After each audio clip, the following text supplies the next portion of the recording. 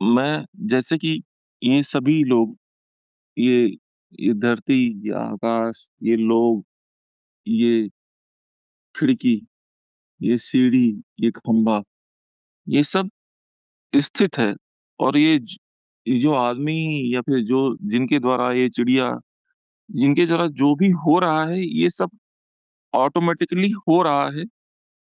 वो नहीं कर रहा है, बस वो हो रहा है और वो है। बस वो एक तरह से वो है। ये ऐसा मुझे आभास सा होता है। शायद हो सकता है मैं कन्फ्यूज़ हूँ, मैं भगवान। ऐसा है, ये आपको ऐसे आभास हो रहा है क्योंकि आपको क्लैरिटी नहीं है सब कुछ। आपके मन में ऐसा आ रहा है कि सब आया तो सब कुछ शून्य से ही है। ये मत समझो कि शून्य से सब कुछ शून्य से आया है, लेकिन ये मिथ्या रूप है उसी का। आप ऐसे समझो कि मिट्टी से आप घड़ा भी बना सकते हो, मिट्टी से दिए भी बना सकते हो, मिट्टी से सुराही भी बना सकते हो। है तो सब मिट्टी का रूप ही। लेकिन मिट्टी जब फिर से अपनी पूर्ण अवस्था में आ जाती है तो फिर वो मिट्टी है, फिर शून्य हो गई। तो इसी तरह तब मिट्टी के ही रूप हैं जो चारों तरफ आप देख रहे हो ना, ये सब शून्य से ही प्रकट हुआ है।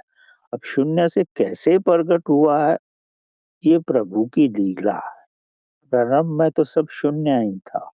शून्य में कुछ वाइब्रेशन हुए तो शून्य से उत्पत्ति हुई, मटेरियल बना। और इसीलिए तो बोलता है मटेरियल और एनर्जी सब एक ही है। तो शून्य में एक महान एनर्जी है।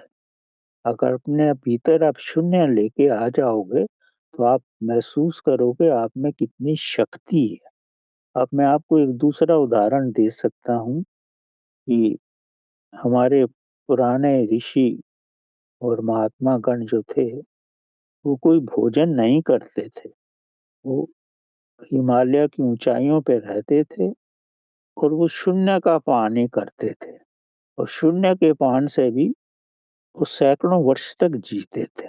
तो शून्य में इतनी शक्ति है, शून्य में सब कुछ है, क्योंकि शून्य से ही तो सब निकला है और फाइनली सब शून्य में ही चला जाएगा। तो शून्य को समझना इंसान के मस्तिष्क से बहुत ऊपर है। इंसान का मस्तिष्क क्या है, 30 40 50 साल का ही तो है। और ये शून्य ब्राह्मण तो करोड़ों साल का है। उसको हम नहीं समझ सकते।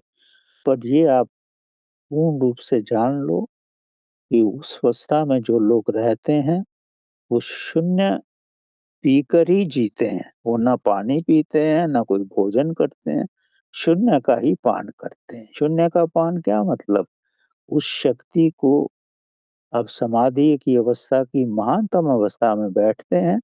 वो शून्य शक्ति से ही आपका शरीर चलता है और ना कोई बीमारी नहीं होती, कुछ नहीं होता और सब चलता है। ये आप पढ़ सकते हो, उपनिषद में सब पढ़ सकते हो। और ज्यादा दूर क्यों जाते हो, आप योगानंद की किताब में भी पढ़ सकते हो, ये ऑटोबायोग्राफी ऑफ योगी। एक कथा आती है, उनमें एक स्त्री से मिले, वो भोजन ही नहीं करती थी। तो उनके साथ मिलके उनको विधि पता है, उनके समाज में इस विधि को नहीं लाना है कि इसमें और बहुत सारी दुविधाएं आ सकती हैं। ये पूर्ण पवित्रता की अवस्था है। आप पढ़ सकते हो ऑटोबायोग्राफी योगी में भी।